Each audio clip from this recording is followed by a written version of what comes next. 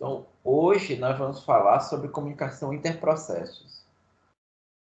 Que basicamente é algo muito simples quando a gente pensa no contexto de sistemas centralizados, mas quando a gente fala em sistemas distribuídos, é algo um pouco mais desafiador. Certo? Então, em sistemas centralizados, a gente diz que é algo simples, porque eu tenho várias formas de fazer um processo se comunicar com outro dentro do mesmo ambiente. Eu posso usar memória compartilhada, eu posso usar sistema de arquivos, então eu posso gravar dados num arquivo e a partir dali eu chamo. Eu posso usar funções do chamada de sistema, usar o próprio sistema operacional para isso. Então, é muito tranquilo quando a gente pensa nesse contexto.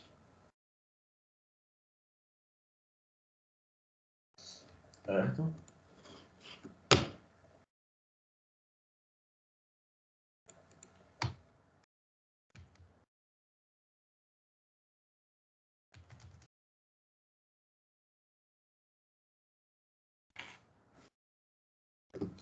Então, tudo é muito mais fácil. Em sistemas distribuídos, em linhas gerais, nós não temos um sistema operacional único que permite acesso a todos os processos e nem os processos podem utilizar memória compartilhada. Aí vocês podem me dizer, professor, mas eu tenho a possibilidade de por exemplo,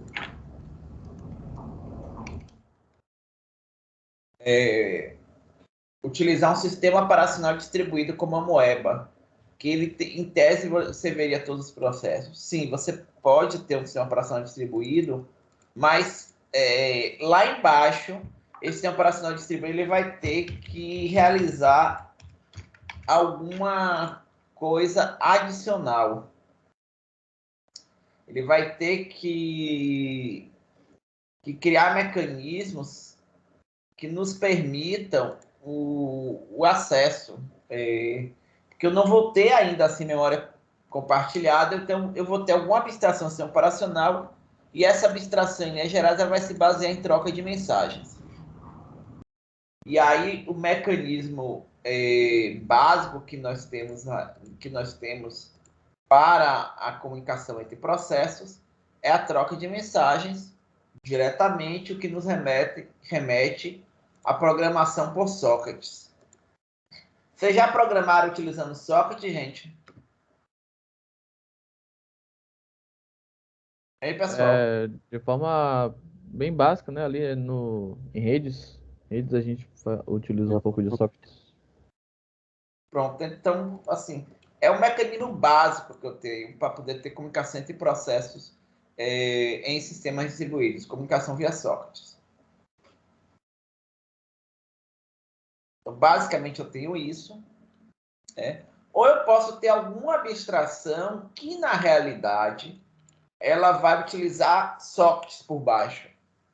Eu posso ter, por exemplo, abstrações como chamada de funções de processos ou invocação de método de um objeto que esteja remoto. E aí eu vou abstrair os detalhes dos sockets. Como é que eu vou obter isso? Por meio de middlewares. E aí eu tenho um middleware como o RPC. Ele é um middleware procedural. Então eu tenho essa possibilidade usando RPC, middleware procedural, ou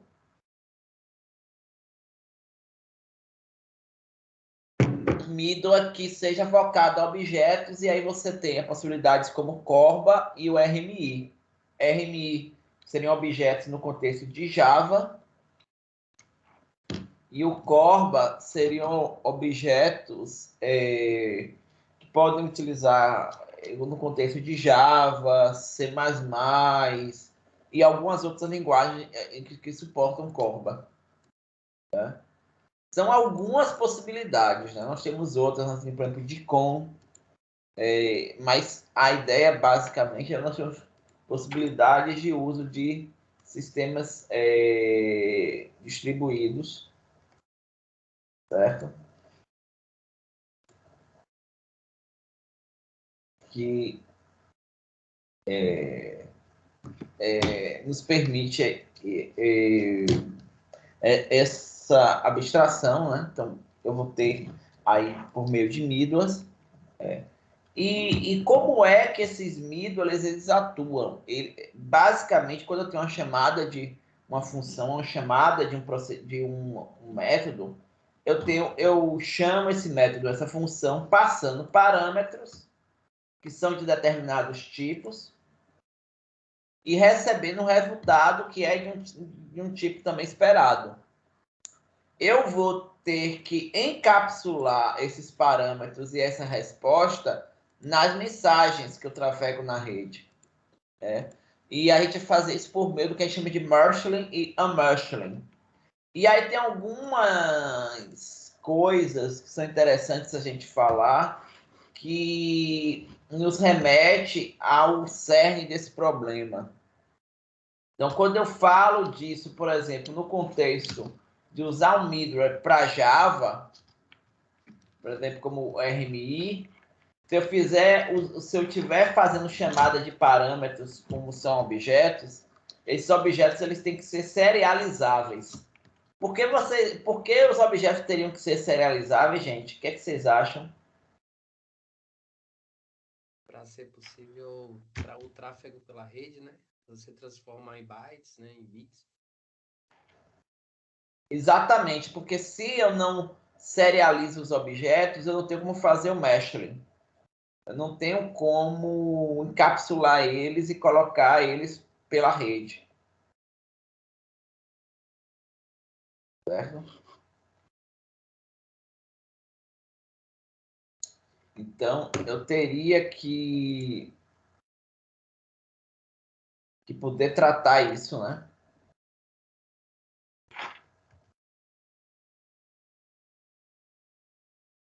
Certo? Então, RMI, RPC e outros middlers, eu tenho middlers, por exemplo, baseados em publicação de eventos, como Publish e Subscribe, eles atuam no que chama de uma camada de middleware, né? Eles ficam entre o aplicativo sem operacional e a forma como a aplicação troca informação que é baseada primariamente por sockets, ela muda. Então, eu ofereço o que a gente chama de novos modelos de programação, novas formas de interação. Certo? E essas novas formas de interação, elas são mais interessantes. Certo, gente?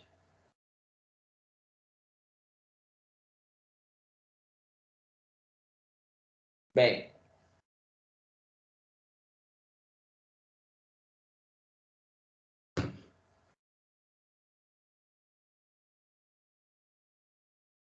então, um bom middleware, ele vai prover o que a gente chama de transparência de localização.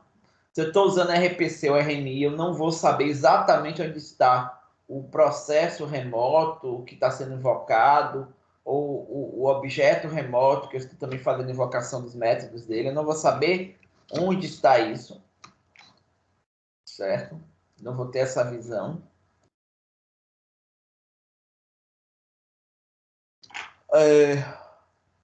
Então, no objeto não conhece a localização dos objetos que geram ou recebem eventos. Eu não vou ter isso claro para mim. Ok? E eu posso usar distintos protocolos de comunicação.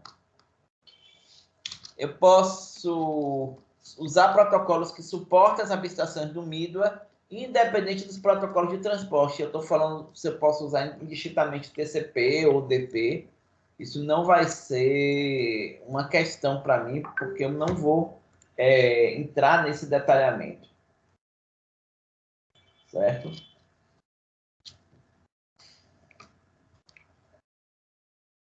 Se tem alguma questão até agora, gente? Até agora é tranquilo, professor. Até agora tranquilo, né? Bem. Então, tem padrões de pacotamento de mensagens que vão ocultar as diferenças entre arquiteturas de software, de hardware. Então, eu vou abstrair isso, né? O Middle também vai pode, independente de ser operacional. Então, eu posso estar usando um Middle de RPC em que eu tenha um cliente Windows fazendo uma chamada RPC a um serviço RPC que está no ambiente Linux, por exemplo. Isso, para mim, ocorre de forma transparente. Da mesma forma, se eu estiver pensando um cenário com Corba, um cenário com RMI, né? RMI é ainda mais transparente ainda, porque, na verdade, a execução do Java ela vai estar em cima da Java Virtual Machine, né? Que isso está acima da camada do sistema operacional. Tá certo? E alguns middlewares, como o Corba, permitem que a gente trabalhe, inclusive, com diferentes linguagens de programação, que nos dá umas possibilidades maiores aí de tratamento. Certo?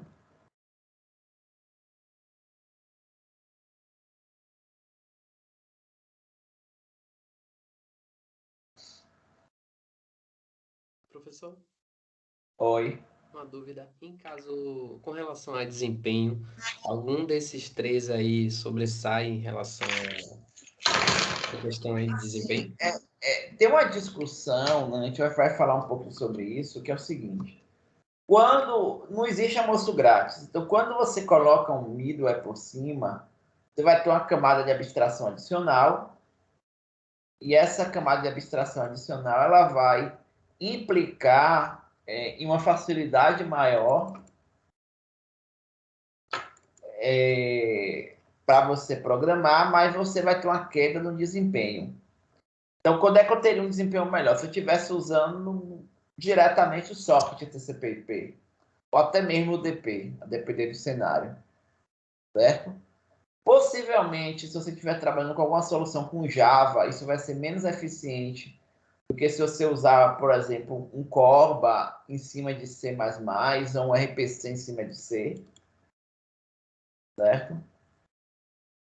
Mas são questões que a gente tem que enfrentar. Então, não, você vai ter que verificar qual é o melhor trade-off, qual é a melhor solução de custo-benefício, né? Se é você ter isso ou se você, de repente, ter que programar tudo usando socket. A gente vai fazer uma prática sobre isso e nós vamos verificar que a programação com sockets exclusivamente, ela não é tão interessante assim em termos de possibilidades, certo? Entendi. Tranquilo. Então, tem essas questões.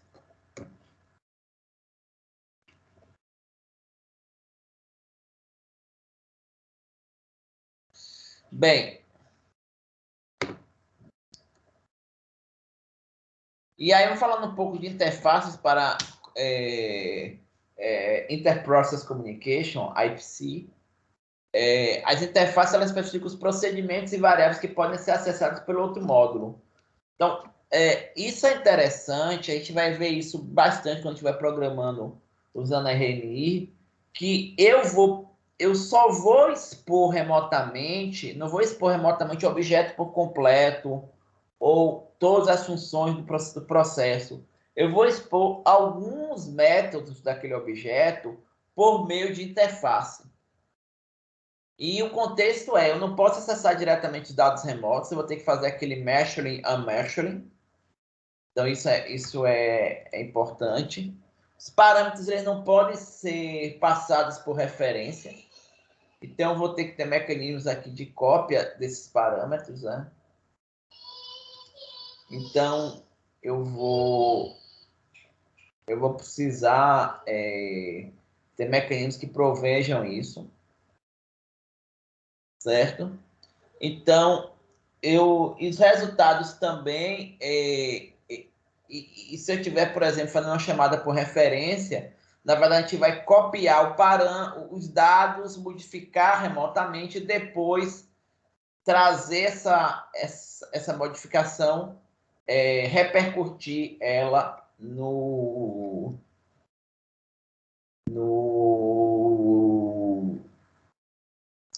objeto local, no objeto local, no cenário, no contexto local de onde veio essa referência, certo? Então, vou ter interface dizendo quais são os serviços que estão disponíveis, né? E eu vou, para a interface, vai dizer, olha, os métodos que estão disponíveis, aqui é obter um nome, uma lista de nomes, adicionar uma pessoa, obter uma pessoa, obter quantas pessoas eu tenho na lista. Então, eu tenho esse conjunto de métodos disponíveis para manipular objetos do tipo pessoa. Né? Então, eu vou ter que pensar em ter uma referência ao objeto. A gente está falando aí de um cenário de invocação remota de métodos, né? Orientado a objeto. A interface vai definir quais são os conjuntos de métodos que vão estar expostos. E quando eu falo de interface, eu não digo como é que eu vou implementar isso. Isso vai estar no objeto remoto. Eu vou iniciar ações pela invocação. Vou ter que tratar exceções, inclusive, desse contexto do middleware da invocação remota. Então, vou ter que tratar essas questões. Certo?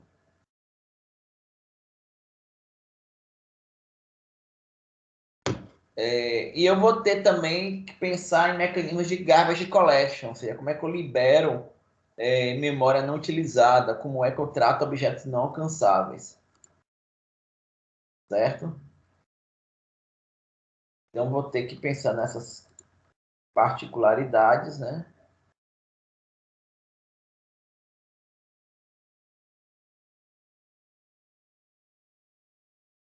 Bem,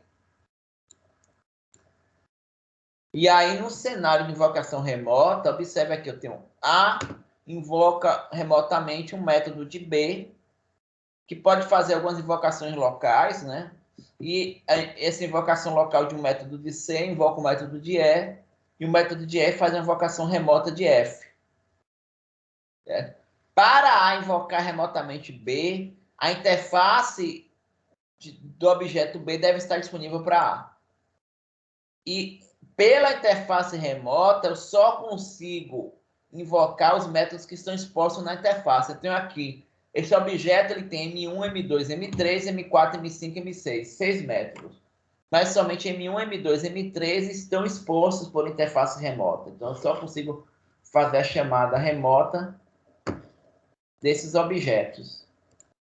O professor sumiu a tela aqui do Vlad. Agora voltou. Voltou. Tá claro até agora, gente?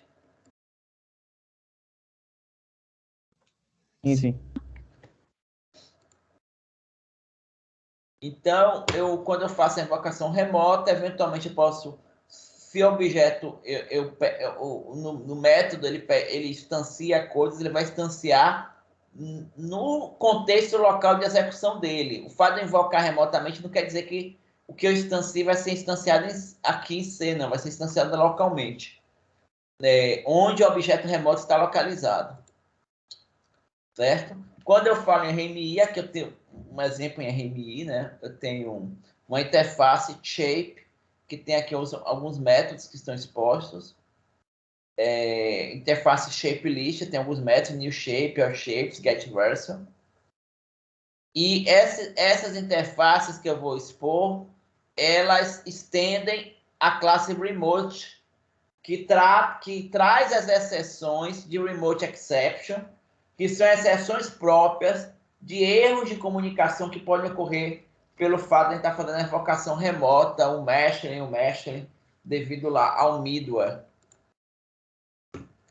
E como é que funciona isso, gente? Quando eu crio o objeto remotamente, eu exponho ele num repositório chamado de RMI Registry. Eu coloco um nome com o qual eu exponho, e quem quiser acessar vai no RMI Registry dizendo o nome do objeto que está exposto. E a partir daí ele faz o uso. Faz o uso com bind, vinculando um nome para aquele objeto remoto, ou um rebind, né? E eu faço, eu invoco ele aqui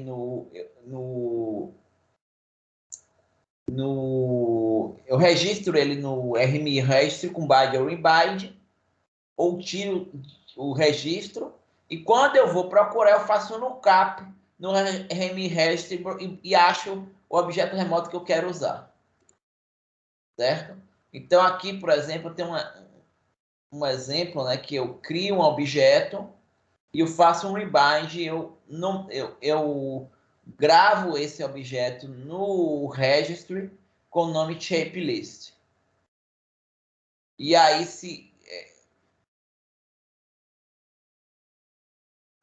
aqui está meu objeto, né, que eu vou fazer uso, e o cliente, o que é que ele simplesmente faz? Ele faz um lookup desse objeto com o nome shapelist, e a partir daí ele pode chamar qualquer método desse objeto. O objeto está remoto e eu chamo esses métodos como se fossem locais. Ok até agora, gente? Eu creio que sim. Tranquilo. Certo. Vocês estão, o ritmo tá ok para vocês? O ritmo para mim tá. É só a questão de como é bem teórico, né? Aí ficar acompanhando um pouquinho o texto, dar uma relida depois nele, mas o ritmo da aula tá de boa. Ok. Vou falar então um pouquinho sobre a arquitetura de sistemas distribuídos. Certo?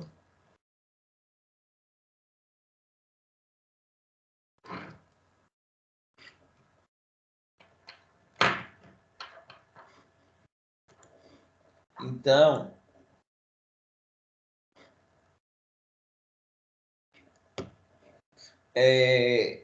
dificuldades nessas.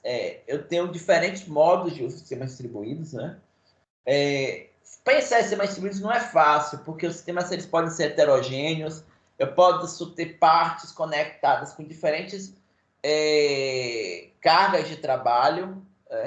Alguns componentes podem estar desconectados, reconectados, mal conectados. Alguns aplicativos têm requisitos especiais, como necessitar de uma grande largura de banda ou baixa latência. Então, eu tenho um cenário que é heterogêneo. O sistema ele deve acomodar hardware, sistema operacional e redes heterogêneas. Eu posso ter redes com diferentes requisitos. Então, posso ter uma parte do sistema que está numa rede sem fio, parte que está numa rede cabeada.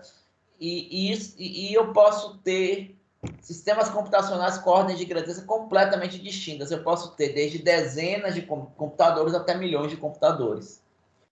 Então, eu pensar em uma arquitetura, em como organizar um sistema distribuído não é fácil. Nós temos ainda outros problemas, como, por exemplo, não tem relógios sincronizados, dados que têm atualizações conflitantes, diferentes modos de falha de hardware e software, possibilidade de ameaças externas, ataques à integridade e auxílio de dados, negação de serviço. Você sabe o que é uma negação de serviço? Hein, gente? Eu não sei a definição certinha, não. Serviço? Negação de serviço? Quando você, tipo, sobrecarrega um servidor e ele para de responder? Exatamente, é um ataque deliberado. Se eu não quero... É o famoso denial of service, né, professor? Exatamente, denial of service.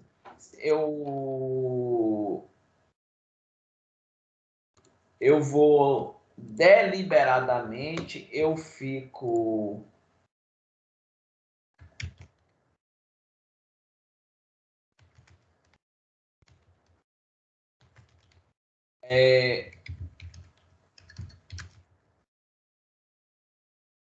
deliberadamente eu fico colocando várias e várias e várias requisições, e isso pode fazer com que eu não consiga, o servidor não consiga atender as requisições, porque é muita carga.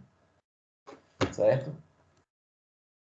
Então, eu tenho que pensar a arquitetura em termos dos componentes especificados, E eu tenho que pensar uma arquitetura, uma forma de organizar esses componentes que seja confiável, gerenciável, adaptável e rentável. Entendendo rentabilidade no seguinte aspecto, que eu vou ter mais vantagem com o arranjo do que custo.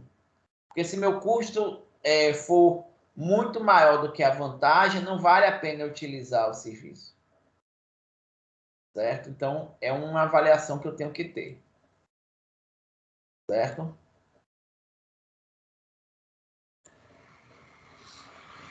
Ok, gente? Tranquilo. Bem, Bem.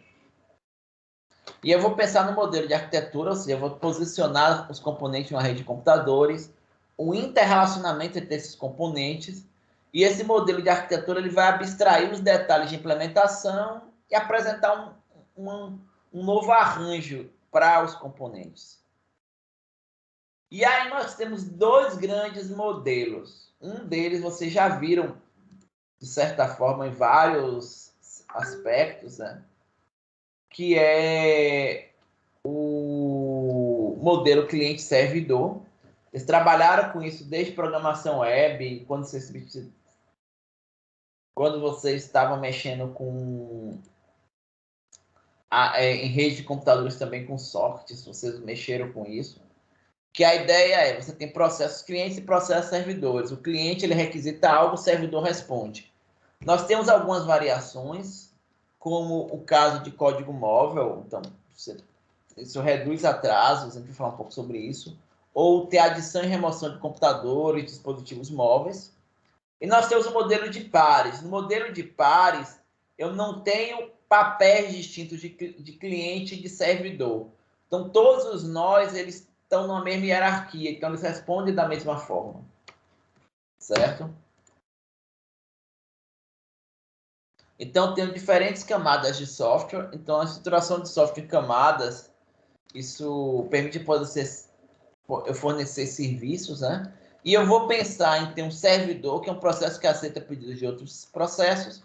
E quando eu falo em serviço distribuído, eu falo num serviço que ele é provido por um ou mais servidores. Essa esquema aqui da plataforma, em cima da plataforma Middleware e os aplicativos nós já conhecemos, né? Então, o Middleware ele vai oferecer uma camada de abstração em cima da plataforma e eu posso utilizar isso para implementar serviços a partir do Middleware. Eu tenho diferentes middlewares possíveis. A gente falou aí do RPC e do RMI, mas eu tenho RPC, Corba, RMI, serviços web de como middlewares de objetos distribuídos, RPC, na verdade, de procedimentos remotos, ISIS, que é um middleware de comunicação em grupo, OGP, que é um middleware do ISO, de processamento distribuído. Então, tem diferentes possibilidades. E aí, aquela discussão, isso vai implicar no custo maior, não vai? Então, às vezes, em alguns contextos, é melhor não usar middlewares, eu pensar em soluções mais simples, diretamente implementadas nas aplicações, que elas seriam mais eficientes de se utilizar do que utilizar os serviços providos por um middleware. Certo?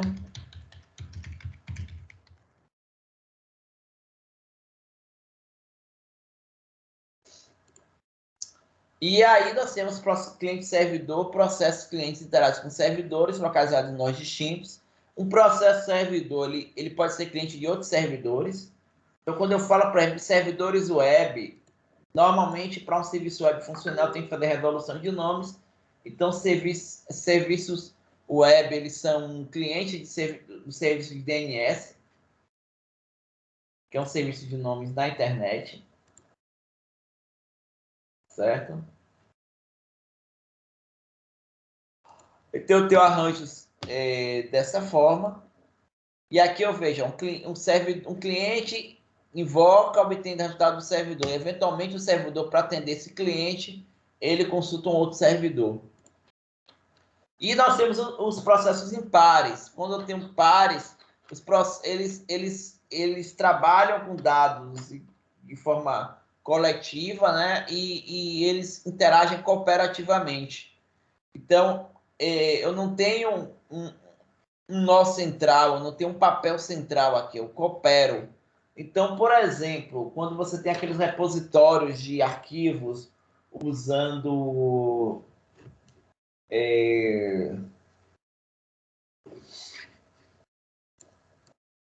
repositórios peer-to-peer,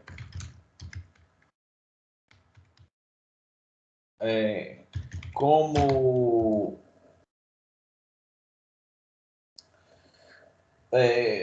poxa, agora me bateu em redes, que a gente tem redes peer-to-peer que provém esse tipo de serviço. Inicialmente eu tinha serviço provido como o Napster, mas eu tenho também o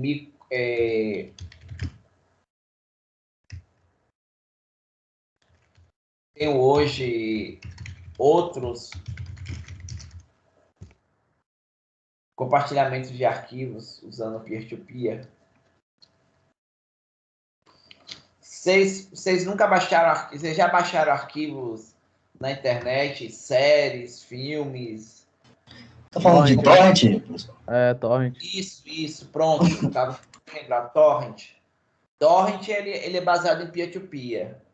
Eu também tenho baseado em peer-to-peer alguns sistemas de videoconferência, como, por exemplo, Skype, em que você tem um diretório central para achar as pessoas, mas, na verdade, quando você se conecta entre elas, você opera numa rede de pares. Né? E eu tenho também a possibilidade, quando eu falo cliente-servidor, de ter vários servidores, né? Então, eu posso ter os dados particionados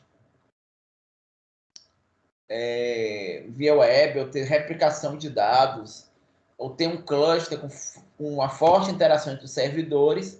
E aí, quando eu tenho esses cenários, eu posso ter uns cenários em que os servidores eles se conectam, conversam entre si para manter consistente o estado do sistema, e eu vou interagir com o serviço replicado. Eu também tenho a possibilidade de ter caches e proxies. Vocês sabem qual é o papel de um cache? O cache, hein, gente? A ideia de eu ter cache é a ideia de você... O cache, ele salva, né, temporariamente algumas informações. Exatamente. Então, por exemplo, antigamente, quando a gente tinha acesso à internet de menor capacidade, como é a demanda, a gente mediava o acesso à internet nas empresas utilizando servidores proxies. E o que acontece? Para você passar para a internet, você solicitava a requisição via um proxy. E o proxy ele poderia catar requisições, e aquelas requisições que vários pedissem em curto espaço de tempo, eu pegava a primeira requisição, guardava no arquivo temporário, que é a cache. E aí, se um segundo pedisse em um tempo curto, eu não ia pegar de novo aquela requisição, eu iria na cache e proveria o serviço. Eu tenho proxies também em outros aspectos, para mediar qualquer tipo de serviço, inclusive para agir como um firewall de aplicação. Proxy ele pode dar acesso a você àquele serviço de acordo com alguma política da sua organização, que diga se você tem acesso ou não a determinados conteúdos daquela aplicação. Né? Então, para um servidor proxy, ele medir o acesso a outros servidores, né? Ele pode ter aqui embutido um cache. Um outro aspecto importante é a possibilidade de nós termos código móvel, o applets. A gente usa isso muito, por exemplo, em contexto de aplicações de banco, em que eu posso trazer, por exemplo, um teclado virtual, alguma coisa para rodar no contexto da minha máquina local. Mas, tipicamente, eu acesso um servidor e aquele servidor ele tem um código que vai ser executado localmente na minha máquina. Eu baixo esse código para a minha máquina e executo ele no ambiente protegido, numa sandbox, em que ele não tem acesso a todos os recursos da minha máquina. Isso também por questão de segurança. Então, basicamente é isso. O cliente acessa o servidor web, traz o código da applet e a partir da applet é executada no próprio cliente, não tendo acesso a todos os recursos do cliente. Nós também temos possibilidade de agentes móveis, agentes que eles possam estar navegando entre clientes, né? Eles possam está executando numa máquina, depois esse agente vai para outra máquina, e eu tenho um mecanismo de verificar a identidade desse agente, se esse agente é confiável, eu posso executar ele. E também nós temos outros arranjos, como, por exemplo, que a gente chama de network de PCs, computadores em rede.